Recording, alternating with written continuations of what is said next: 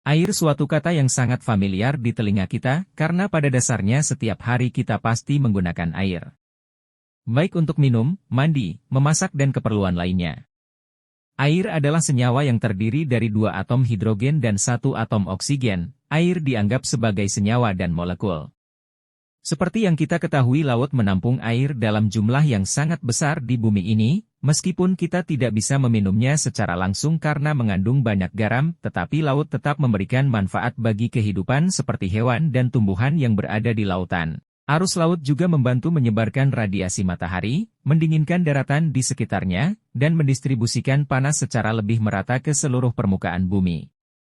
Sehingga bisa kita pahami bahwa air laut adalah salah satu pendingin alami bumi kita.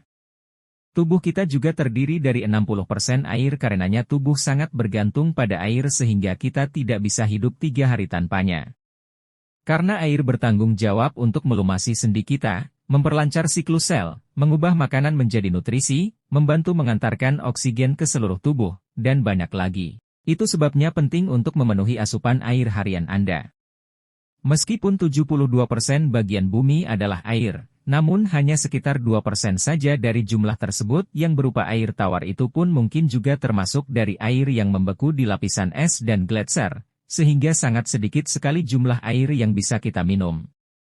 Karena faktanya lebih dari 2 miliar orang di seluruh dunia tidak memiliki akses terhadap air minum yang aman, dan lebih dari 4 miliar orang mengalami kelangkaan air yang parah setidaknya 1 bulan dalam setahun. Yang artinya masih banyak saudara kita yang masih kekurangan air bersih.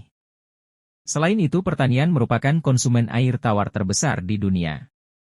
Karena dalam pertanian kita membutuhkan air untuk membantu menumbuhkan pangan yang kita konsumsi. Namun karena populasi global kita terus bertambah dan diyakini bahwa produksi pertanian juga akan terus meningkat.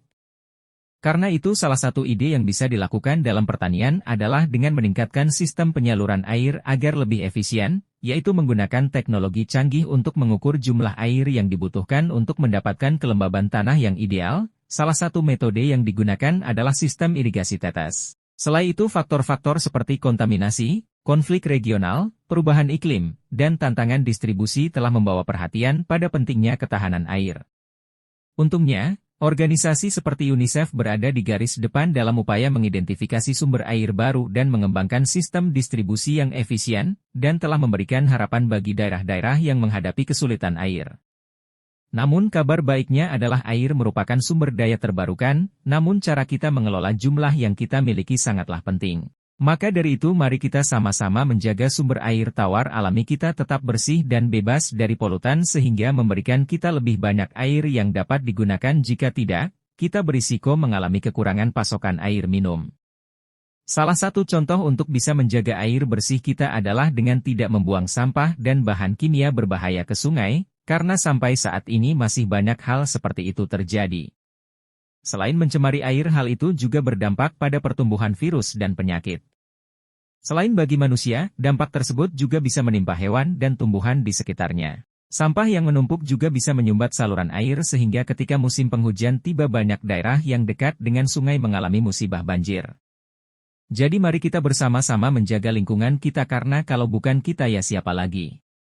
Nantikan video menarik lainnya. Jangan lupa like, komen dan subscribe. Saya Sobat WWI undur diri, terima kasih.